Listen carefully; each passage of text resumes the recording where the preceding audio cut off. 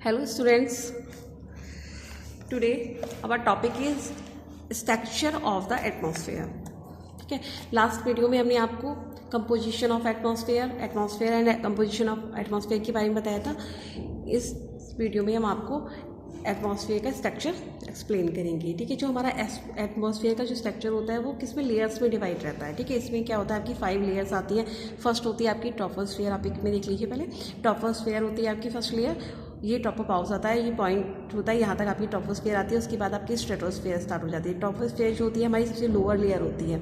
ठीक है, जो भी आपके मतलब जो भी आपकी डस्ट पार्टिकल्स होते हैं या जो भी आपके क्लाउड्स वगैरह होते हैं वो सब कहाँ होते हैं, यहाँ इसमें होते हैं ट्रोपोस्फेयर। इसकी जो लेंथ होती है 17 किलोमीटर्स होती है इक्वेटर से, और पोल से 8 किलोमीटर तक होती है। उसके बाद आपकी स्ट्रेटोस्फेयर स्टार्ट हो जाती है। जो ओजोन लेयर आती है आपकी वो स्ट्रेटोस्फेयर में आती है, और जो आपके जितने भी एरोप्लेन्स फ्लाई करते हैं ना वो भी स्ट्रेटोस्फेयर में करते हैं। फिर ये स्ट्रेटोपाउस एक पॉइंट आ जाता है। उसके बाद यहाँ से मीसोस्फेयर स्टार्ट हो जाती है, फिर मीसोपाउस पॉइंट, उसके बाद थर्मोस्फेयर, फिर उसके बाद में एक लास्ट थिन लेयर होती है किसकी, एक्सोस्फेयर की। ओके, ये आपकी लेयर्स होती हैं। Structure of atmosphere. The knowledge about the structure of atmosphere is based on the information received through the rocket, radar and satellite. जो हमें इसकी लेयर की जो स्ट्रक्चर है हमारा एटमॉस्फेयर का, उसकी जो इन्फॉर्मेशन हमें किसके थ्रू मिली है, रॉकेट, रेडार और सैटेलाइट्स के थ्रू मिली है। ठीक है, the atmosphere does not have the same density everywhere. जो एटमॉस्फेयर होता है उसकी सभी जगह डेंसिटी एक जैसी नहीं होती है। ठीक है, जो आपका सी लेवल के पास का जो एरिया होता है वहाँ पर डेंसिटी हाई होती है, और जो जैसे आप ऊपर की ओर जाते हैं तो डिक्रीज होती रहती है density. The atmosphere around the earth has a layer structure. जो हमारी अर्थ के चारों तरफ एटमॉस्फेयर है वो किसमें है, लेयर, एक लेयर टाइप स्ट्रक्चर होता है। ये the thickness of the layer having decide on the basis of change in the temperature and air pressure with increase in the height. जैसे जैसे हाइट आपकी जो लेयर की हाइट बढ़ती जाती है तो वहाँ पे क्या होता है, वो टेम्परेचर और एयर प्रेशर चेंज होता रहता है। ठीक है, atmosphere can be divided into 5 distinct layer extending up to 500 kilometre.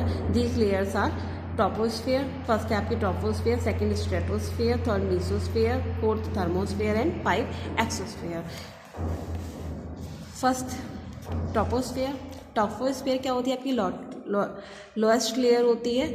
इसकी एवरेज हाइट 70 किलोमीटर थिक होती है इक्वेटर से, और 8 किलोमीटर्स होती है आपकी पोल्स से। This layer is the dense parts of the atmosphere. Dense part होता है, ये जो होती है लेयर हमें डायरेक्ट सन की हीट से प्रोटेक्ट करती है। ठीक है, जो सन की हीट से हमें क्या करती है, डे में तो हमें इसे प्रोटेक्ट करती है, हीट को आने से रोकती है, और जो आपकी नाइट होती है उसमें क्या करती है, नाइट में अर्थ को वार्म रखती है। ठीक है, we live in this layer, हम जो है इसी लेयर में रहते हैं।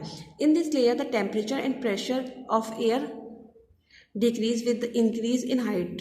ठीक है, जब आपका जो इसमें जो टेम्परेचर और प्रेशर होता है, जैसे जैसे आप हाइट ऊपर जाएंगे तो वो क्या होता है, आपका प्रेशर डिक्रीज होता रहता है। Increase in height then air decrease, pressure of the air decrease.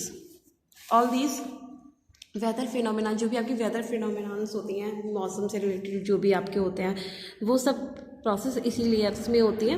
Because of the presence of dust particle and water vapour, क्योंकि जो आपके वाटर वेपर्स होते हैं, जो भी डस्ट पार्टिकल होते हैं, वो सब इसी लेयर्स में होते हैं।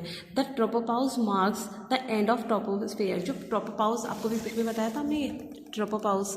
ठीक है, ये ट्रोपोपाउस क्या होता है, मार्क्स होता है इसका। ट्रोपोस्फेयर यहाँ से एंड हो जाती है और स्ट्रेटोस्फेयर यहाँ से स्टार्ट हो जाती है। नेक्स्ट है आपका heading stratosphere.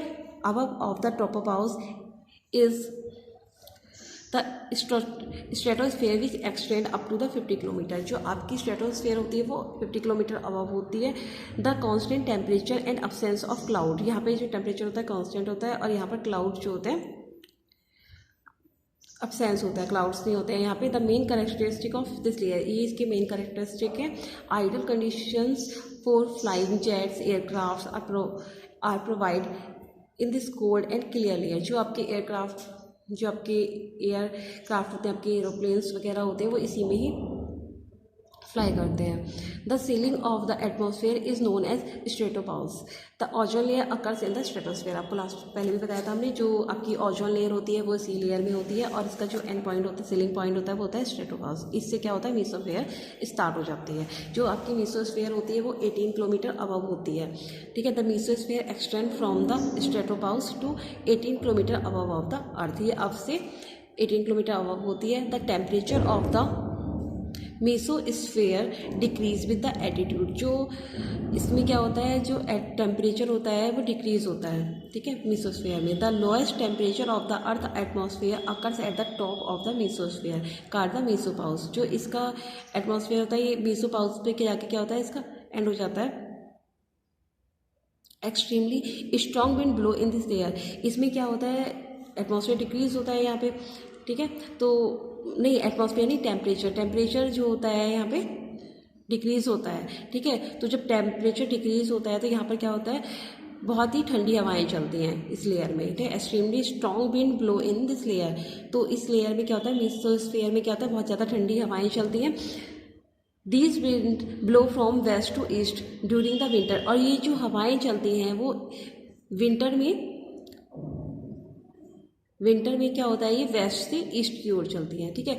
And from east to west during the summer. और समर में ईस्ट टू वेस्ट चलती हैं, ठीक है। तो आप ये लर्न रखिएगा कि जो विंड्स ब्लो करती हैं आपकी वो मेसोस्फेयर में करती हैं, और ये विंटर में आपकी वेस्ट से ईस्ट की ओर चलती हैं, और समर में आपकी ईस्ट टू वेस्ट, ठीक है।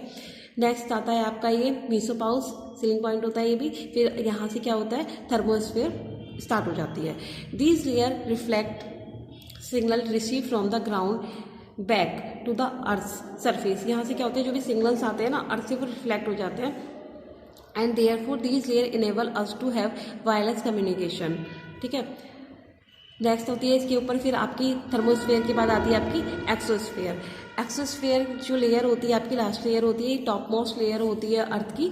The top most layer of the atmosphere is exosphere, ठीक है। ये जो होती है टॉप मोस्ट लेयर होती है, आपको टोटल 5 लेयर्स होती हैं। जो सबसे लास्ट लेयर होती है आपकी एक्सोस्फेयर होती है। This layer is almost without air. इसमें क्या होता है, विदाउट एयर होती है। Very little is know about this layer, ठीक है। इसके लेयर के बारे में हम ज़्यादा कुछ जानते नहीं हैं, ठीक है।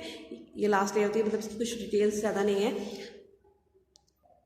देखिए जो ओजोन लेयर होती है ना, ये ओजोन लेयर होती है आपकी मेसोस्फेयर में होती है, ठीक है। ओजोन लेयर कहाँ होती है आपकी, नहीं, ओजोन लेयर जो होती है आपकी वो स्ट्रेटोस्फेयर में होती है, ठीक है। यहाँ पर आपने बताया था आपको ओजोन, ठीक है। जो ओजोन लेयर होती है आपकी वो स्ट्रेटोस्फेयर में होती है, और ये क्या करती है, जो अल्ट्रावायलेट रेज होती हैं ना, अल्ट्रावायलेट रेडिएशन होती हैं, उनको आपकी अर्थ तक आने से रोकती है, ठीक है। सन की जो रेज निकलती है वो हमारे लिए बहुत हार्मफुल होती है, हमारी पर काफ़ी हार्मफुल इफेक्ट डालती है। तो इनको क्या करती है, ओजोन लेयर अल्ट्रावायलेट रेज को हमारी अर्थ तक आने से रोकती है। और जो ये रेज होती हैं वो कहाँ, वो जो लेयर होती है ओजोन लेयर वो कहाँ होती है, स्ट्रेटोस्फेयर में होती है, ठीक है। इस वीडियो में हमने आपको स्ट्रक्चर्स बताया है एटमॉस्फेयर का, और लेयर्स एक्सप्लेन किए। नेक्स्ट वीडियो में हम आपको weather and climates topic explain करेंगे। Thank you.